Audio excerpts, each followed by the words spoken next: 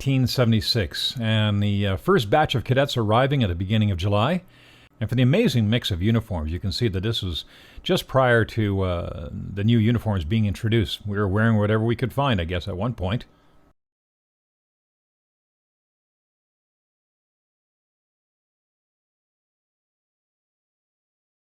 There is Lieutenant Colonel Vince Lilly and Colonel Jake Beer. Of course, during this summer, there's going to be the change of command taking place at this moment here. Lieutenant Colonel Vince Lilly leaving after many years of dedicated service at the camp. And of course, we used to cross the highway, as everybody remembers. There's the flag party, the massive flag party, with Alpha Company leading from behind. Leading from behind. Let me do that again. With Alpha Company. And then the 1976 grad parade. I may have more 76 footage, but this is the first spiel of footage that I have for everybody. Yeah, it was a wet, rainy day, wasn't it?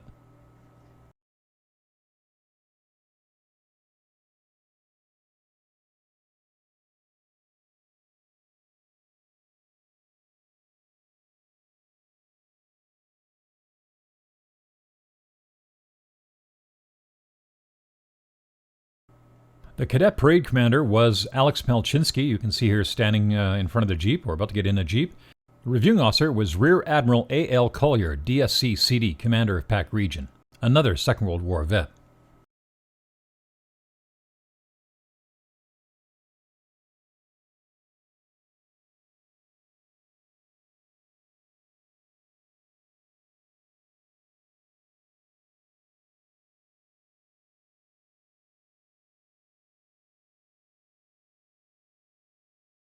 An exciting part of the CLI course back in the day was, of course, canoeing. So the training at this time was taking place on Mabel Lake and would go down to Kingfisher and over the Shuswap River back down to Enderby.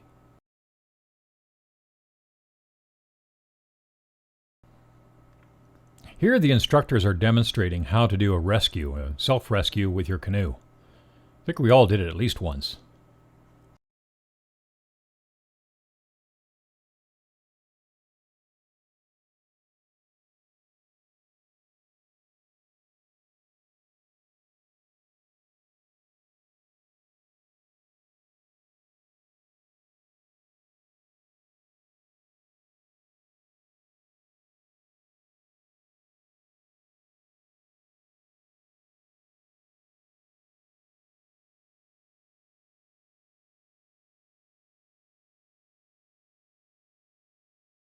I'm not 100% certain, but I believe this is the 1977 intake with cadets coming in.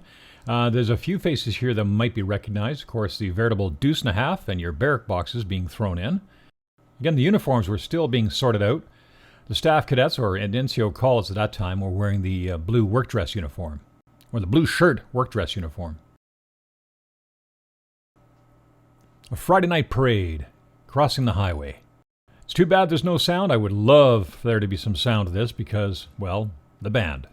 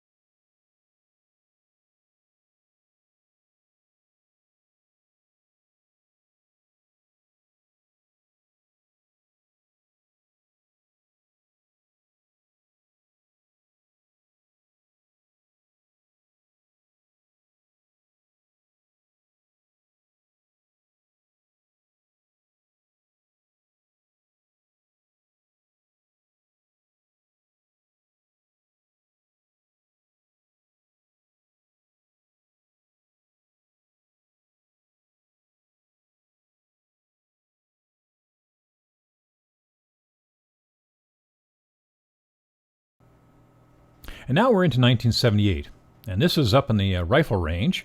This is with the visit of Honorary Lieutenant Colonel G.L. Molgat, CD, the President of the Army Cadet League of Canada, and also the Honorary Colonel of the Royal Winnipeg Rifles. He and his wife made a trip and visited the camp for a few days. And out in the rifle range, he visited with Delta Company. The reason I can remember Delta Company is because, well, this was my company out in the range that day.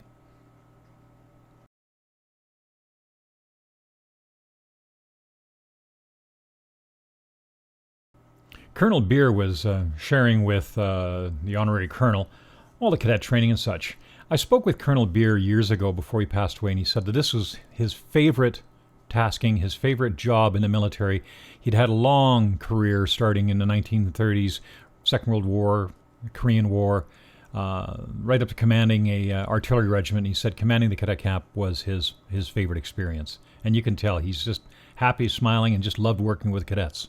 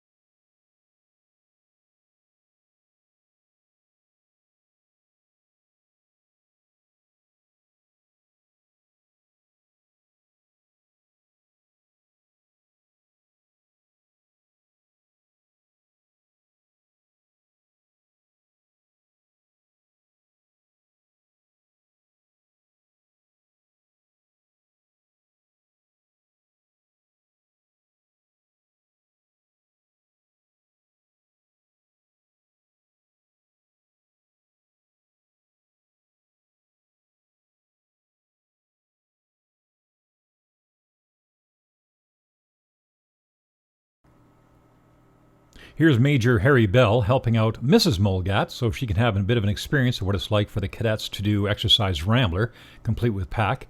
Her and Colonel Molgat had a great day.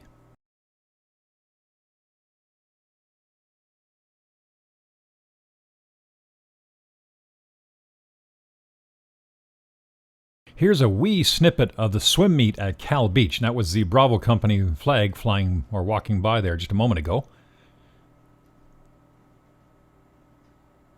And of course, the sports meet down at Polson Park with the infamous log race.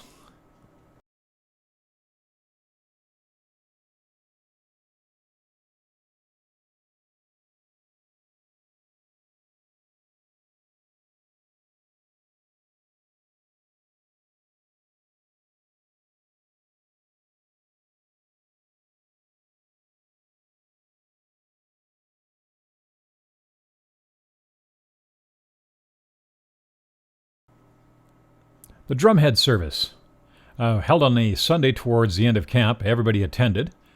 All this footage, I should point out, was captured by Cam LeBlond. Captain Cam LeBlond was the camp's public information officer from about 1952 right to 1981. He had the one of the longest careers in public information at any cadet camp. I really appreciate his photography and cinematography skills. He was a Vernon-based photographer for his entire career after serving in the Second World War with the Royal Canadian Air Force.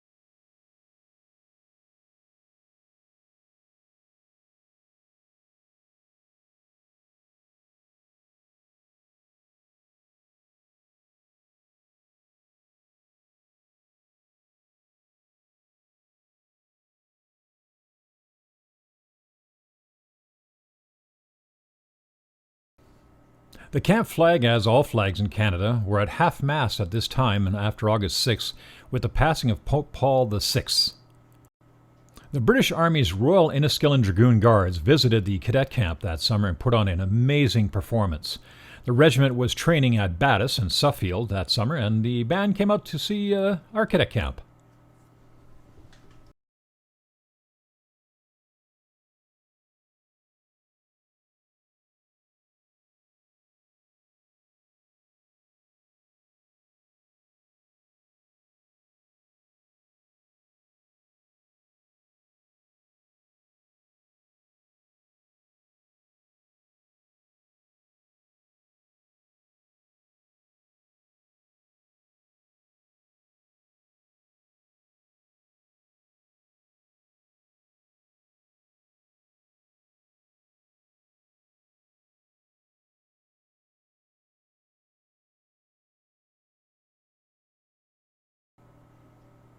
A very brief shot of us on parade on 1978. This is slightly before the grad parade weekend. 1979. The camp was a little bit bigger that summer, with Argonaut in Gagetown being closed for 1 year, so we had a company of Atlanta cadets, plus about a platoon and a half of cadets from Quebec, and Friday night parades were kind of crowded. The U.S. Marine there holding the Washington state flag is Joe Durbin. The other Marine here in front of the platoon is Tyler Hartford.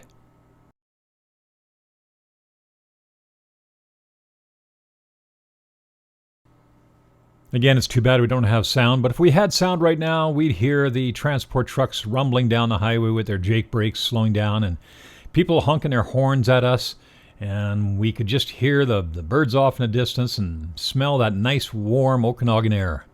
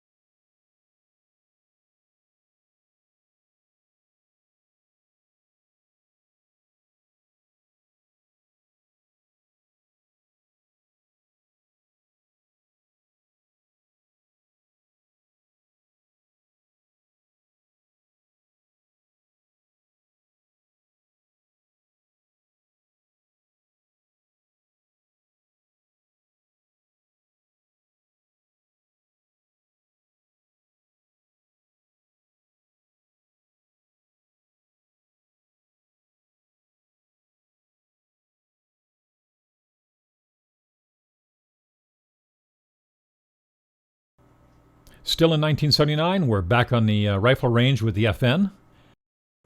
For a lot of us cadets, this was the very first time that we were firing the FN rifle. It had quite a kickback and we all felt it.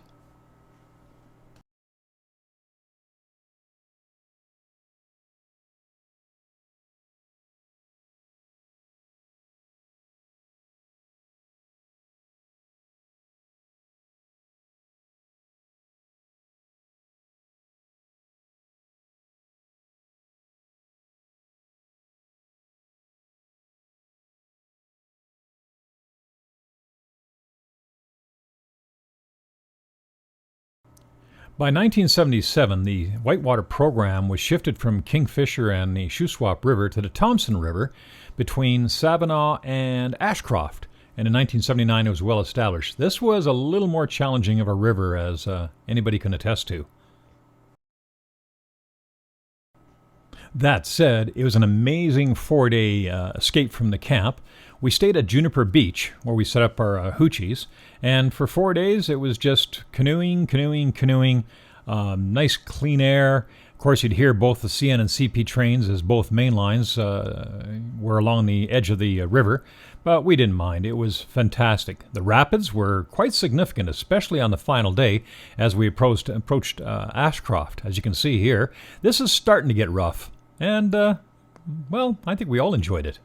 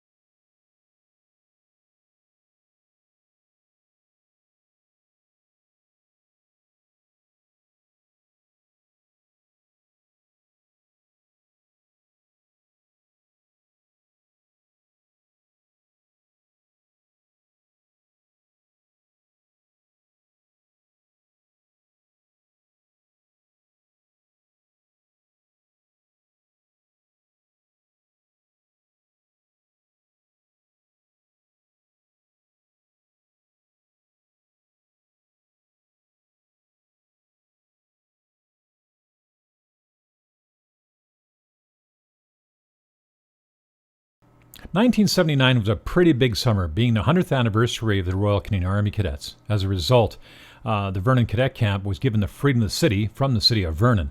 The entire camp formed up about a block away from City Hall, formed up and marched to the City Hall, and there's Roland Chapin, who was the parade commander from the Calgary Highlanders in Calgary, and knocked on the door of City Hall, got permission from the mayor to do the parade, and once the mayor came out with his chain of office around his neck, accompanied by Colonel Beer, read off the proclamation to the cadet camp. We mounted our drums and flags and bayonets, and we marched down 30th Avenue through the city. It was quite impressive to see that many cadets all at once coming down 30th Avenue, and it's a memory I personally will have for the rest of my life. It's worth noting that the Freedom of the City given to the cadets here was the very first time it was given to a cadet camp, a cadet corps, any cadet unit in Canada.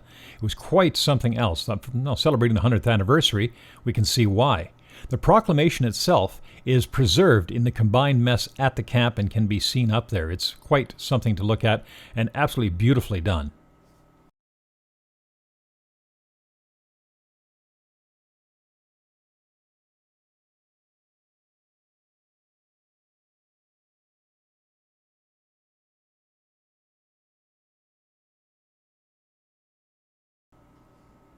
Bill Edwards is leading the band as the drum major, and quite an impressive sight to see over 1,000 cadets coming down 30th Avenue. That's Nolan Drugs in the background, still in business to this day.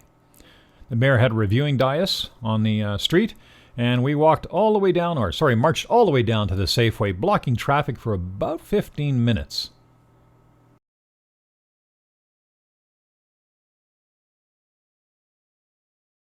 As a bonus, here's a little bit of footage of 903 BCD Cadet Corps in Kelowna. I believe around 1975 or 76. There are girls in the background. There's a mix of uniforms. I'm not 100% certain on the date. Someone out there will know and recognize it.